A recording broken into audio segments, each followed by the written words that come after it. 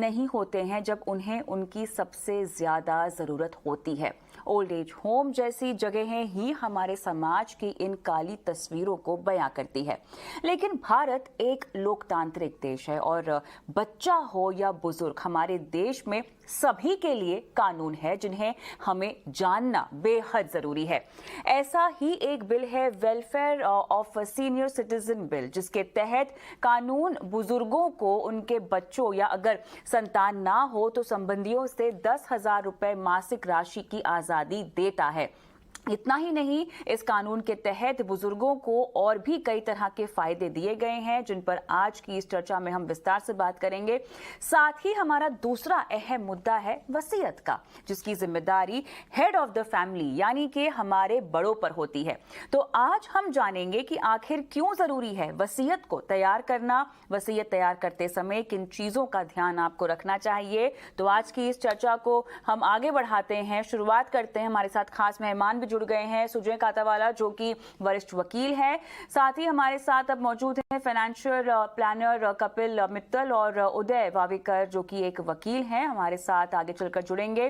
तो चलिए इन सबका स्वागत करते हैं। आप दोनों का ही बहुत बहुत स्वागत है हमारी इस खास पेशकश में। सुजय, कपिल हमारे साथ जुड़े हुए हैं जो कि एक फाइनेंशियल प्लानर भी हैं।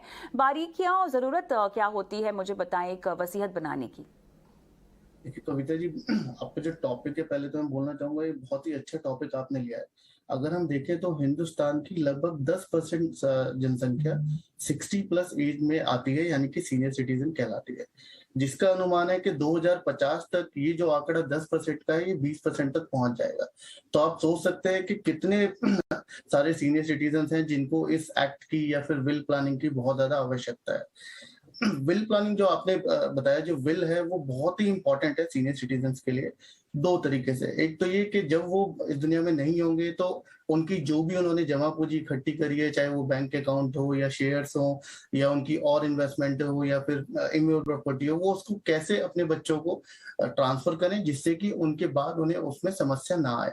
साथ ही साथ उन्हें ये भी ध्यान रखना जरूरी है कि जब वो सारी अपनी जमा पूंजी अपने बच्चों को शिफ्ट कर देंगे, अपने बच्चों को हैंड ओवर कर देंगे, तो उनको जो उनके डे टू डे एक्सपेंसेस हैं, जो उनके मेडिकल रिलेटेड एक्सपेंसेस हैं, जो बाकी खर्चे हैं, उनको वो कैसे बियर करेंगे। तो यहाँ पे बहुत ज्यादा इंपॉर्टेंट हो जाता है एक सीनियर सिटीजन के लिए कि वो ये ध्यान रखे कि जब भी वो अपनी जमा पूंजी को अपने बच्चों के बीच में डिवाइड करेंगे तो उन्हें हर चीज का ध्यान रखना है कि उनपे जो खर्चे हैं वो कैसे उठाए जाएंगे, जो ट्रांसफर करना है वो किस लेवल तक करना है, उसमें क्या क्या कंडीशन डालनी है। टैक्स एक मेजर रोल यहाँ प्ले होता है, बट हिंदुस्तान में एक बहुत अच्छी बात है कि जब भी आप अपनी असेट्स अपने रिलेटिव्स को, अपने बच्चों को गिफ्ट कर रहे हैं या फिर आप इनहेरिटेंस में दे रहे हैं तो वहां पे कोई टैक्स नहीं है हिंदुस्तान में। तो ये बहुत अच्छा है, लेकिन उस असेट से होने वाली इनकम जरूर टैक्स होती है। लेकिन एक जो बड़ा रिलैक्सेशन है जो बहुत डेवलप्ड कंट्री में आपको मिलेगा कि वहाँ गिफ्ट टैक्स या फिर इनहेरिटेंस टैक्स लगता है, जो कि इंडिया में अभी तक नहीं है। लेकिन साथ ही साथ इम्पोर्टेंट क्या है कि आपकी जो असेट्स हैं उनकी नेचर अगर आप देखेंगे तो जैसे बैंक अकाउंट है, एफडी है, शेयर्स, ये सब रिचुअल फॉर्म में होते हैं। आपके पास शेयर्स जो है आजकल डीमैट अकाउंट में होते हैं। तो आपको अपनी एसेट्स को कैटेगराइजेशन करना बहुत जरूरी है कि कौन सा आपका एसेट जो डिजिटल फॉर्म में है, कौन से एसेट्स आपके जैसे कि ज्वेलरी हो गई, गोल्ड हो गया, आपके पास फिजिकल फॉर्म में है, और कौन से ऐसे एसेट्स हैं लाइक इमूवेबल प्रॉपर्टी जो कि आपके पास इस फॉर्म में है जिसको आप उठा के किसी को नहीं दे सकते हैं, बट आपको समवेयर उसका डिवीजन करना पड़ेगा। तो यहाँ पे असेट्स के अकॉर्डिंग आपको प्लान करना पड़ता है कि किस टाइप की असेट को आपको किस तरह से ट्रांसफर करना है। जैसे कि अगर हम बात करें, बैंक अकाउंट हो गया, म्यूचुअल फंड हो गया, आप देखते होंगे जब भी आप फॉर्म भरते हैं, आप उसका पंजीकरण कराते हैं, तो वहां पे एक कॉलम आता है नॉमिनेशन का, जिसमें वो पूछते हैं आपसे कि आप अगर नहीं है या आप अवेलेबल नहीं है या आपके बाद इस अकाउंट को कौन देखेगा, तो वहां एक नॉमिनेशन की फैसिलिटी आती है। वो बहुत इंपॉर्टेंट है कि आप ध्यान से भरें कि आप किसको उस अकाउंट का या उस एफडी का या फिर उन शेयर्स का नॉमिनी बनाना चाहते हैं। बट नॉमिनी इटसेल्फ एक पावर नहीं देता है, तो नॉमिनी के साथ साथ आपको विल करना बहुत जरूरी है कि आप नॉमिनी उनको बनाएं प्लस उनके फेवर में विल भी कर दें, जिससे कि आपके बाद वो असेट उनको ट्रांसफर हो सके और जिसको आप देना चाहते हैं उसी को मिले। वहीं जब हम बात करते हैं गोल्ड की, फिजिकल गोल्ड कह आपके सकते हैं पास कपिल, है या क्योंकि फिर अमूमन ये देखा गया है कि नॉमिनी का सही चुनाव भी एक बहुत इम्पोर्टेंट कदम है। आपके लिए सही नॉमिनी कौन है, इसका फैसला आप कैसे लेंगे? देखिए क्या होता है, नॉमिनी में एक अच्छी फैसिलिटी क्या है कि आप नॉमिनी को कितनी भी बार चेंज कर सकते हैं। जरूरी नहीं है कि नॉमिनी आपने आज डाल दिया तो आप उसे चेंज नहीं कर सकते हैं। हर जगह पर ये आपको सुविधा दी जाती है कि आप नॉमिनी जब आप चाहें चेंज कर सकते हैं।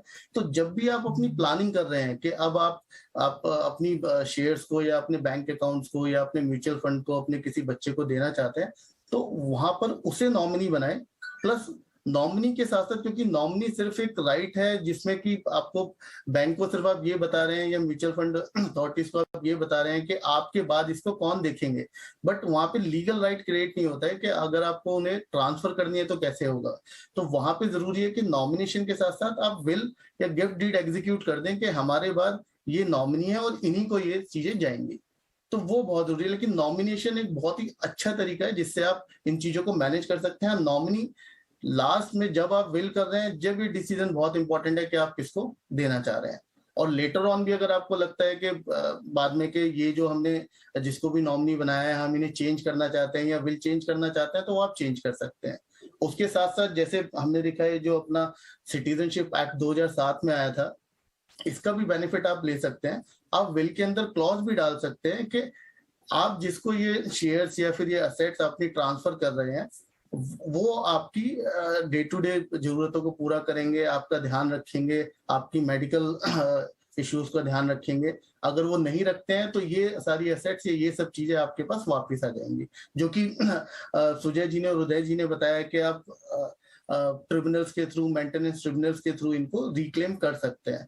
तो ऐसी बहुत सारी चीजें जो एक सीनियर सिटीजन को ध्यान रखनी जरूरी है जब भी वो अपना बिल वगैरह ड्रॉ करेंगे। आपको असेट का कैटेगराइजेशन बहुत जरूरी है, क्योंकि असेट का कैटेगराइजेशन आपको सबसे ज्यादा हेल्प करेगा कि किसके लिए कौन सा तरीका सबसे ज्यादा बेहतर है। देती है आर्थिक सुरक्षा, और आपके बाद किस तरह से आपके एसेट्स को और आपकी जायदाद का बंटवारा होना चाहिए एक सही तरीके से, इसका आपको रास्ता दिखाती है। और सीनियर सिटीजन एक्ट जिसकी हमने बात की है वो बड़े बुजुर्गों के हितों की सुरक्षा करती है। बहुत बहुत धन्यवाद आप सभी का इस पेशकश में शामिल होने के लिए। कंज्यूमर इज किंग के आज के एपिसोड में इतना ही। मुझे भी इजाजत दें। नमस्कार।